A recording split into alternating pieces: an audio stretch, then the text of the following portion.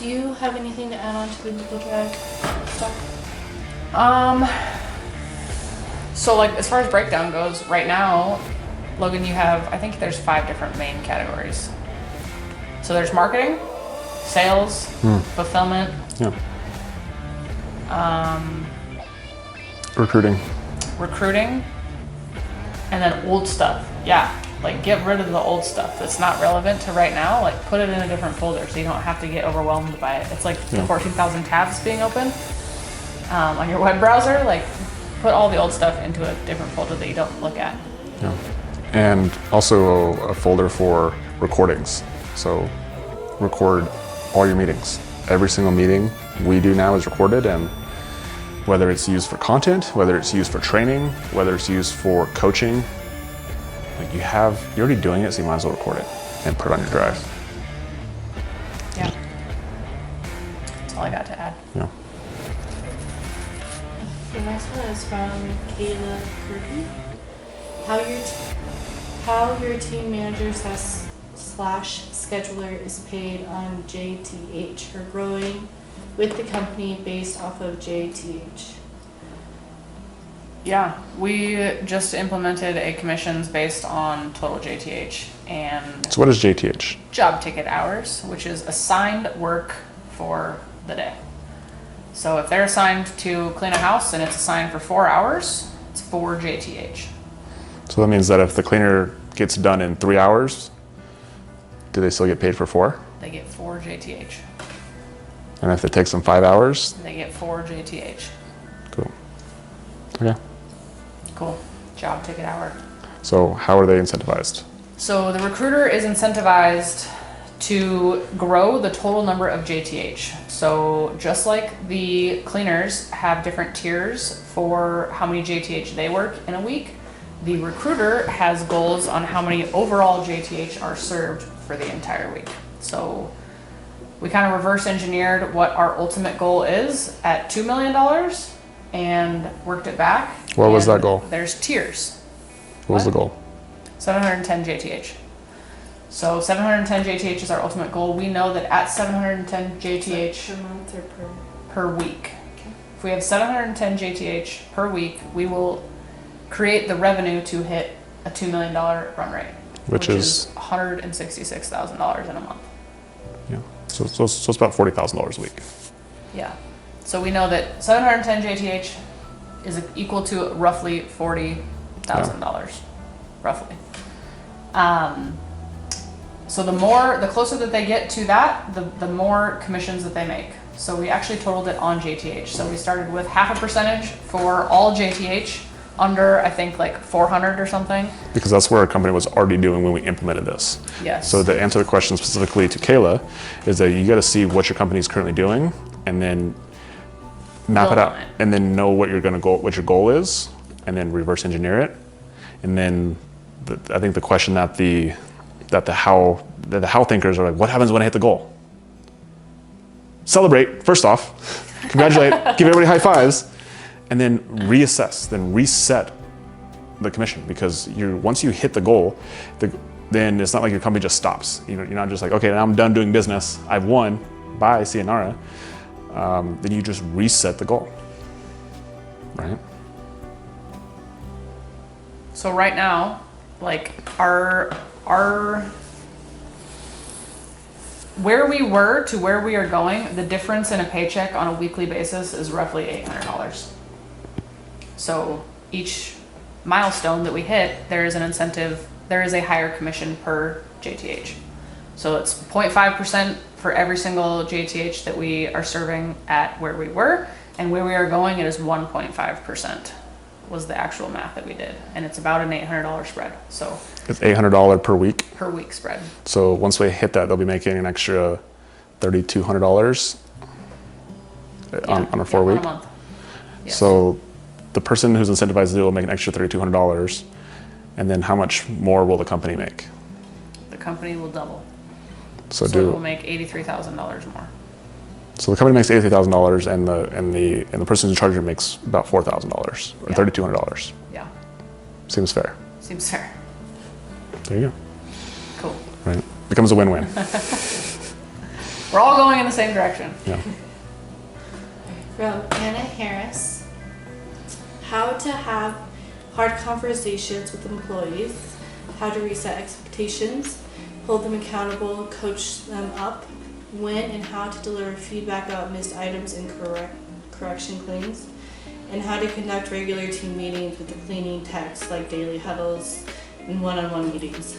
Yeah. It's funny because we actually talked to her about this. Yeah, we talked to her about this today, but we should still answer For it. everybody else, yeah. Do you want to summarize what we talked about today? No, you summarize I think honestly, it just comes down, like when you communicate with your team, you're not gonna be good at it at first.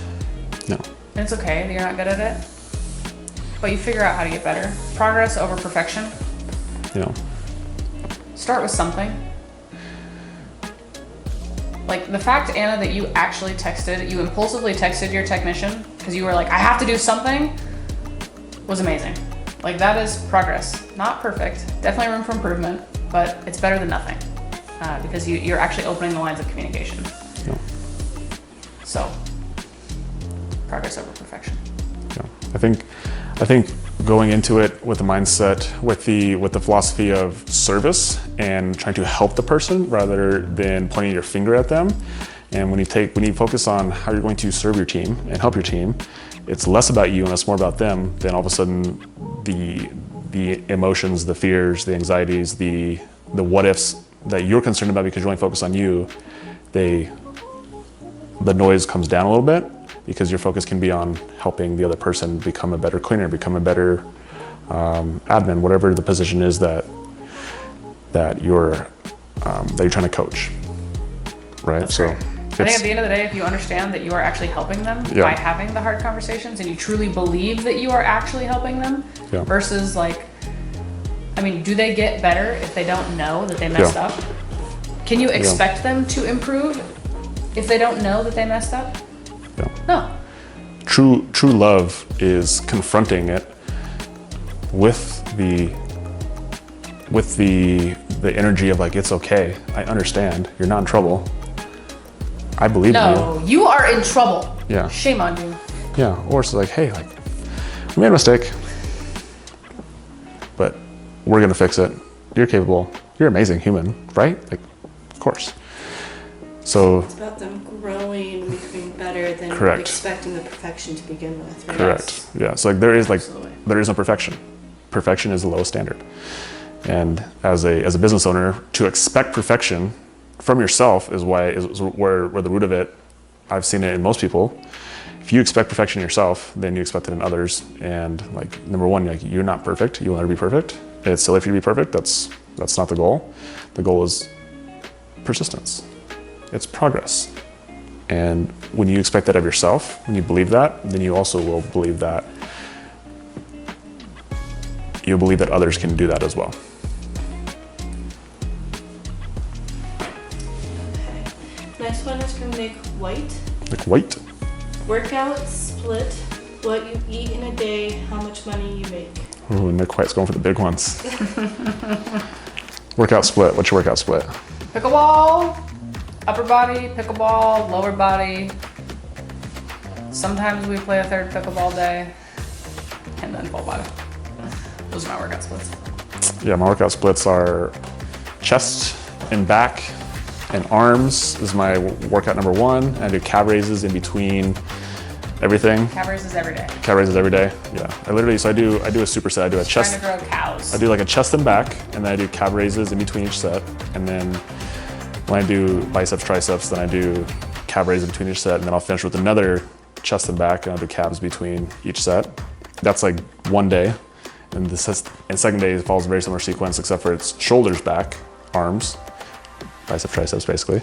And then I do legs and traps, and then so that's 3 days. The fourth day is again chest and back, arms, legs, traps again, and then finish with shoulders, back, and arms. So. Oh my God, how long are you at the gym? Yeah, I'm there for a while. I'm there for a long time, yeah. And it's like one of my favorite times of the day because not only am I growing physically, but I have my earbuds in and I'm listening to 2 books. I'm listening to podcasts, listen to YouTube videos, and it's also it's literally the only time that I consume information throughout the day. So it's like I don't consume information throughout the day. That's my only time I do it. So I definitely spend a lot of time at the gym. Is that because you like to consume information? I do like to consume information, but at the same time, like I don't have. I just block it off of my time that I'm doing both things at the same time. Yeah, and then depending on if I'm, like sometimes I'll walk after the gym, and that's when I'll get on my phone and get on the Facebook group or make stories. Or if I'm not walking after the gym, then I'll come home and then I'll probably work for a little bit and then eat dinner. So, which goes into the next question of like, what do you eat? What do you eat? What do you eat? For breakfast, my breakfast is always consistent if I eat it. The only inconsistency is sometimes I don't eat it. For breakfast, I eat turkey bacon, egg whites, and an English muffin. And if we have strawberries, I will eat strawberries because I love strawberries. Nice. Lunch. Lunch is the most varied meal of the day for me. Lunch is a turkey sandwich often. Love me some deli turkey. Throwing it on some 45 calorie Sara Lee delightful bread. Light mayonnaise, and maybe some chips and salsa on the side. It's like an ideal lunch. And then dinner, 90% of the time is something Mexican. So we always have ground turkey in the house. My preference is ground turkey, and whether I put it into a tortilla, I do a salad, I do nachos, I do a taco bowl, but 90% of the time it's a spinoff of Mexican. And then lately I've been getting into some grilled chicken. So I marinate it and I grill it and I eat it. It's so good. Chicken rice. What's your dessert of choice? Probably froyo. Froyo? Yeah. Where's your favorite place to go? There's only one place here. What was their name? Yeah. Only one froyo place? Yeah. The one over by Safeway.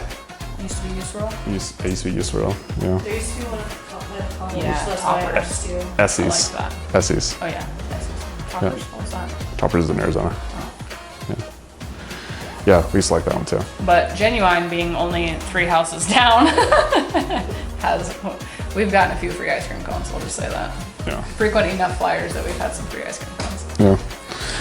My food plan, it varies just depending on what my target is, but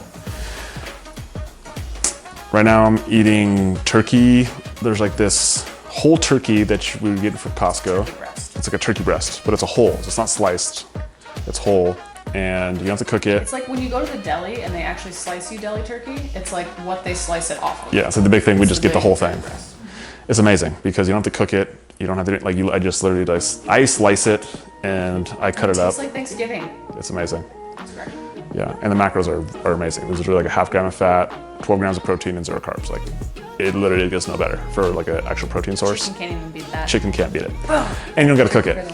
So I eat turkey 3 times a day. Explain macro if you don't understand that. Yeah, so a macronutrient, there's 3 macronutrients that equate a calorie. So if you know what a calorie is, then there's 3 nutrients that create what are people known as a calorie, and those are carbs, fats, and proteins. And for like calorie efficiency, like protein is the most calorically effective when it comes to building muscle, maintaining muscle, and saving muscle mass. And so if the diet primarily revolves around protein being at the core of it, then you fill in your remaining calories that have fats and carbs. Whatever. You look like this. Whatever.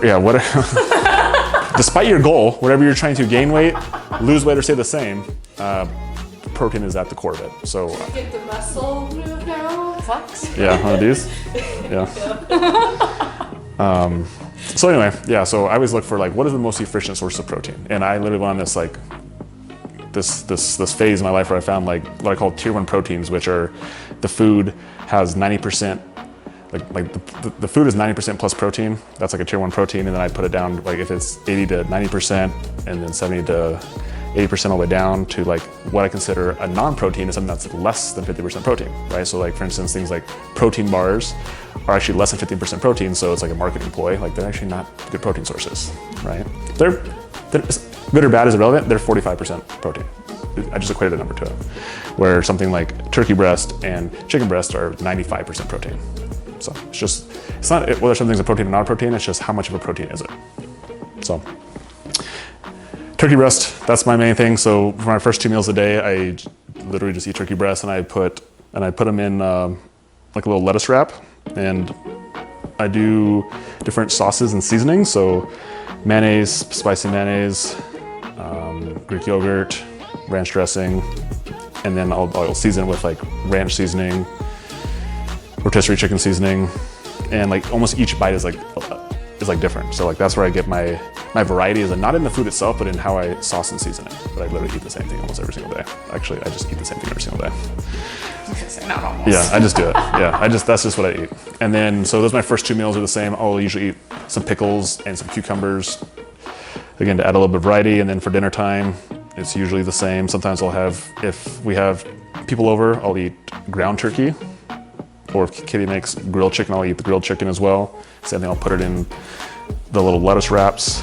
And then at dinner time is also when I'll eat my dessert, which is protein cereal. So there's like 2 protein cereals. There's Premier Protein chocolate, which is like so good. And then there's Special K protein cereal, which is it's a newer cereal. And those are my 2 desserts. Then I'll put them in Greek yogurt and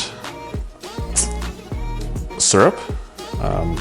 I'll do sugar-free syrup with them, and then those are kind of like my treats. And then pretzels. I'm like getting down on pretzels a lot lately. And okay. So I think there's only been one thing that's not a protein source that you've talked about eating. What else do you eat that's not a protein source? Pretzels are not a protein source. All the sauces and seasonings are not. Okay. They're protein sources. Like pretzel chips, or like a soft. Oh, pretzel chips. Yeah. So like chips in a bag. Yeah, like the loop-de-loop pretzels. And what I've been doing lately too is we have Nutella and peanut butter, so I've actually been dipping the pretzels in peanut butter and Nutella and getting a little bit of flavor that way too. So bomb. It's really bomb. So majority of the calories come from the peanut butter and Nutella, but yeah. But when everything else is very calorie efficient, then it's like there's room for it basically. Again, despite whether you're cutting or gaining weight or maintaining, like that's why I think it's important to have that foundation of the protein sources. So Can I ask, when you guys go out, do you guys count just as much going out, or do you actually like, we're out, we're gonna have a drink, we're gonna enjoy ourselves, it's only the one night, this month that we've gone out, we're gonna do it or whatever, or are you so strict that when you go out, you get that? Yeah, I think it just depends on the situation, but when we go out, I think we like to, like if we go out, we do it because we can't get that at home, right? So not always. That would be our preference. Like sushi. Sushi is honestly one thing that we don't make at home, so we will go out and eat. And yeah, but we don't normally like we wouldn't choose to go out. Not just us two, anyways. If we have guests in town, like we'll go out and go to a regular, like It Works or something where they have everything on the menu. Now, whether or not it's not like, I think we are just conscious of what we eat. So it's totally okay. I was just asking. No, it's good. No, That's great. good. This is a good question. Yeah. We'll eat whatever. Like we'll eat the fries. We'll eat whatever it is, and again, we'll just account for it. That's all. Yeah. And whether it all counts. It all counts. Yeah. It all counts. Whether or not we count it. Whether we count it or not, it all counts. So we will account for it. Like I've been tracking my food for many years. Katie is off and on, but currently on, and it's just more about just the more that you track. Also, the more that it's really easy to like calculate what eating out would be. Like if you've never tracked before and you go out and you try to track what you're eating, like it's really hard. Yeah. But we've done it so much that it's doable. Yeah. And the point of tracking. That's right. Practice makes progress. We don't do perfect. We don't do perfect. We don't do perfect. Yeah. I think the idea of the reason why tracking is so valuable is because we don't have, like, I don't look at food as being good or bad. I just see it as like, it's just food. And like in my head, it's just like, it's actually just a number. So now how it makes me feel, or in a different situation, I know certain foods don't make me feel very good.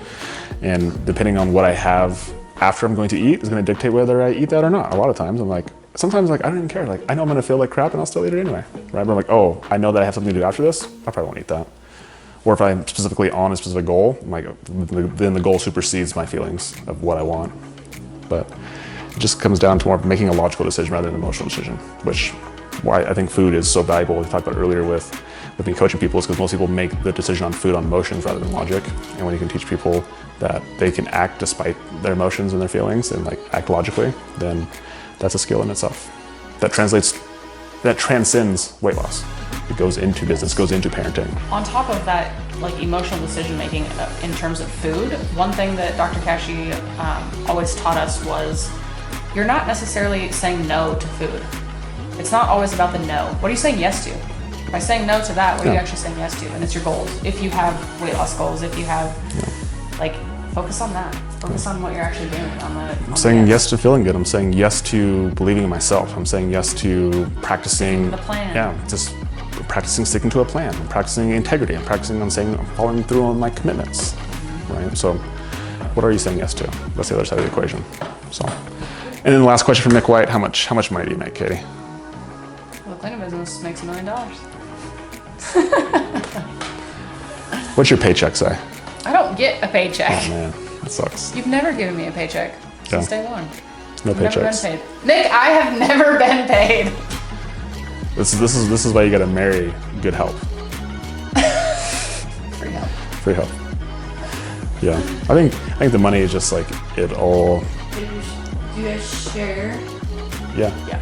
Yeah. Oh yeah. Does husband and wife share that, or do you guys have a separate? Nope. We have one bank account, and yeah. So this is actually a great question. So all of our money goes into a. Well, I shouldn't say that. We have.